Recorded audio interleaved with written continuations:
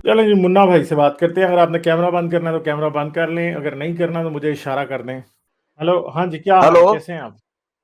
हाँ जी। अस्सलाम वालेकुम जनाब, मैं बहुत बढ़िया हूँ। वालेकुम सलाम। हाँ आ, जी, क्या आप बात? जी, देखिए मेरे को कुछ पॉइंट क्लियर करने हैं, तो उन पर मैं बात करना चाहूँगा जाकिर नाइक साहब की तरफ। अच्छा जी, जी, करें। हेलो।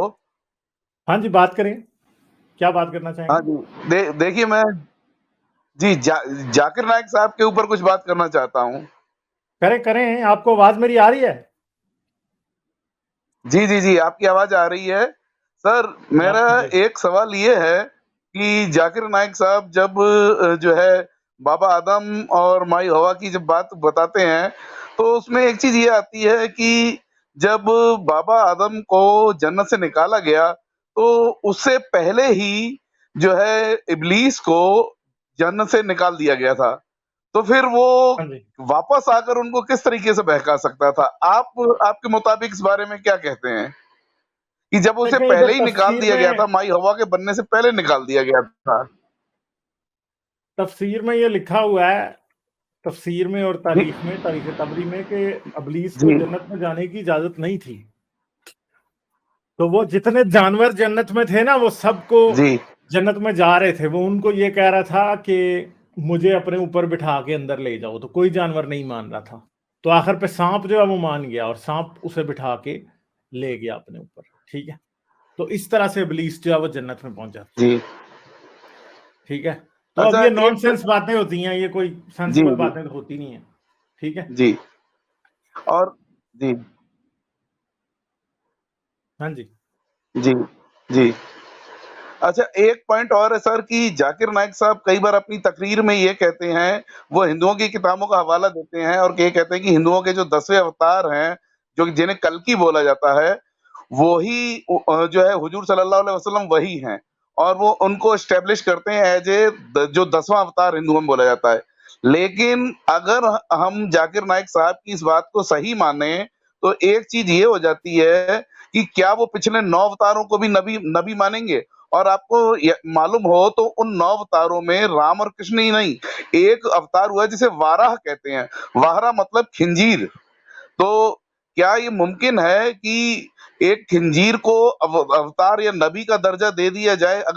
अगरचे उनका लॉजिक देखा जाए तो जो 10वां अवतार है वो तो न न नबी सल्लल्लाहु अलैहि वसल्लम के लिए बता देते कि ये हैं।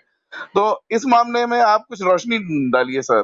पहली बात तो ये है कि जी, मुसलमान ये साबित करना चाहते हैं कि हज़रत मोहम्मद दुनिया की सारी किताबों में उनका ज़िक्र है। चाहे वो कोई एज़टेक और मायन्स हों या चाइनीज़ हों या यहूदी हों, क्रिश्चियन हों, हिंदू हों, बुद्धिस्ट हों, वो सब की किताबों से अपना रसूल साबित करना चाहते हैं। क्योंकि वो ये साबित करना चाहते हैं कि यार हर एक में किसी आने वाले की जो है वो प्रोफेसी थी और मोहम्मद जो है वो उसी प्रोफेसी का कंटिन्यूएशन। तो ये बात जो है ये एक जबरदस्ती का सौदा है। जाकिर नाइक जो है वो क्योंकि हिंदू होते हैं हिंदुस्तान में ज्यादा, तो वह हिंदुओं को भी ये साबित करना चाहता है कि ये जो मोहम्मद है ये कल की अवतार है। ठीक है?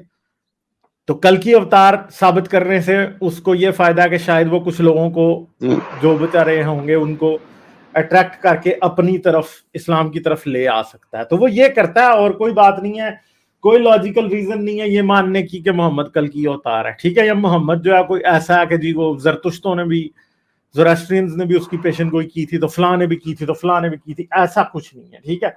ये कर सकते हैं, वो तो जाहिर बात है कि किसी के मुंह पे कोई टेप तो नहीं लगा सकता, कोई कुछ भी बात कर सकता है।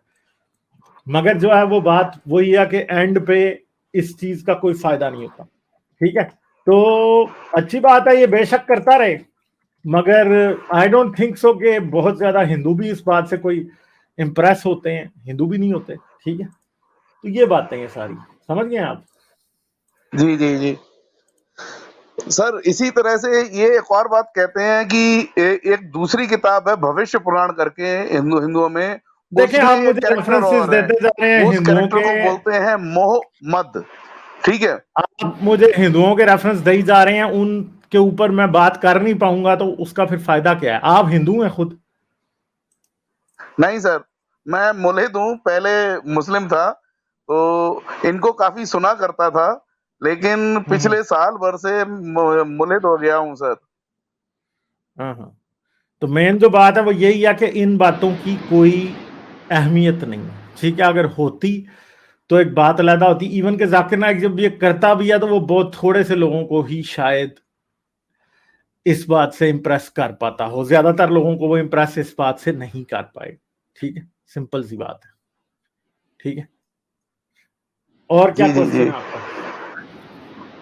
सर, और एक क्वेश्चन ये है कि मैं चूंकि पहले बरेलवी सेक्ट में रहा हूँ, तो उधर ये कहा जाता है कि आपको जो है अगर आप अगरचे कितना भी आपके गुनाह हो, तो अगर आपका ईमान पक्का होगा अल्लाह पर और अल्लाह के रसूल पर, तो आपको जो है उसकी आपको बख्शिश मिल जाएगी।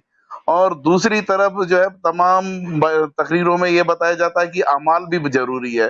तो ये बड़ा कॉन्ट्राडिक्शन हो जाता है कि हकीकत में अमाल जरूरी है, हमारे को अमाल जन्नत में ले जाने वाली चीज है, या फिर हमारे को हुजूर सल्लल्लाहु अलैहि वसल्लम की जो शफाकत है, जो उनकी बख्शीश है, वो ले जाने वाली चीज है। तो इस चीज को किस तरीके से देखा जाना चाहिए? ये जो चीज थी जिसने मेरे को बहुत तंग करा था उन दिनों में। देखें, इस्लाम जो है ना वो नॉन मुस्लिम के खिलाफ तो किसी बुराई को बुराई समझता नहीं है, समझ गए बात, ठीक है। जी नॉन जी मुस्लिम के खिलाफ तो किसी बुराई जी को इस्लाम बुराई नहीं समझता, ठीक है। तो वो बुराई किस जी चीज को समझता जी है? जो मुसलमान मुसलमान के खिलाफ करे आमतौर पे। नॉन मुस्लिम का तो कोई कत्ल भी जी कर दे तो नॉन मुस्लिम के बदले में मुसलमान इस्लामी रियासत में कत्ल नहीं हो सकता, ठीक है। उसका खून बहा दिया जा सकता है मगर उसको कत्ल नहीं किया जा सकता। जी तो आमतौर पे जो मुसलमानों की जन्नत में जाने की मेन वजह वो तो यही है कि जी हदीसें हैं बहुत सारी जिसमें हजरत मोहम्मद आखिर में मुसलमानों की शफात करेंगे और उस शफात की वजह से ये जन्नत में जाएंगे। और हजरत मोहम्मद जैसे अभी तारिक जमील और इवन के इंजीनियर मोहम्मद अली मिर्जा, इसके अलावा तारिक मसूद, ये सब लोग जो है बार बार ये बात करते रहते हैं कि हर नबी को अल्लाह ने एक दुआ दी थी जो अल्लाह ने जरूर सुननी थी। सारे नबियों ने अपनी अपनी वो यूज कर ली, हजरत मोहम्मद ने अपनी वो संभाल के रखी हुई है कि उस दिन यूज करेंगे क़यामत वाले दिन के जी मैं अपनी उम्मत को सारी को जन्नत में लेके जाना चाहता हूं। और हजरत मोहम्मद एक एक बंदे के लिए अल्लाह से सिफारिश करेंगे, पूरी जिद करेंगे कि मैंने इसको जन्नत में लेके जाना है। तो इस तरह लोग जन्नत में जाएंगे, ठीक है। तो अब अगर आप मुझसे इनके फ्रेमवर्क का पूछें, मैं असल में आमतौर पे जब लोग मुझसे इनके फ्रेमवर्क का पूछते हैं कि इस्लाम यूं क्या कहता है, तो मैं उस जवाब देने में असल में उस तरह से इंटरेस्टेड नहीं होता। मेरे से लोग ये पूछें कि इस्लाम ये बात कहता है, ये गलत कैसे है या सही कैसे है, तो मैं उसका जवाब देना ज्यादा पसंद करता हूँ। कई लोग आके मुझसे मुल्ला वाले सवाल शुरू कर देते हैं तो मैं वो जवाब देने में इंटरेस्टेड नहीं होता। जैसे अभी आप पूछ रहे हैं ना मुझसे सवाल कि हाँ जी ये शफात से जन्नत में जाएंगे अपने अमाल से, ठीक है। तो जन्नत एक फेक चीज है, वो सिफारिश भी एक फेक चीज है। तो मैं इस्लामिक पैराडाइम के अंदर रहते जी हुए जी आंसर देना पसंद नहीं करता हूं। असल में मैं लॉजिकल डीकंस्ट्रक्शन करता हूं किसी भी रिलीजन की। अगर मुझसे आगे कोई पूछे क्रिश्चियन ट्रिनिटी को मानते हैं, ट्रिनिटी ठीक है या वन गॉड ठीक है, तो इस बारे में मेरे ख्याल में तो दोनों ही बातें गलत हैं। तो मैं दो गलत चीजों के दरमियान कैसे चूज करूंगा? तो मेरे लिए ऐसे जवाब देने में मुझे कोई मजा नहीं आता फिर, समझ गए? जी जी जी लाइक, शेयर और सब्सक्राइब करना मत भूलें। इसके साथ साथ आप मेरे चैनल को पेट्रियन पर सपोर्ट कर सकते हैं। पेट्रियन का लिंक वीडियो की डिस्क्रिप्शन में है।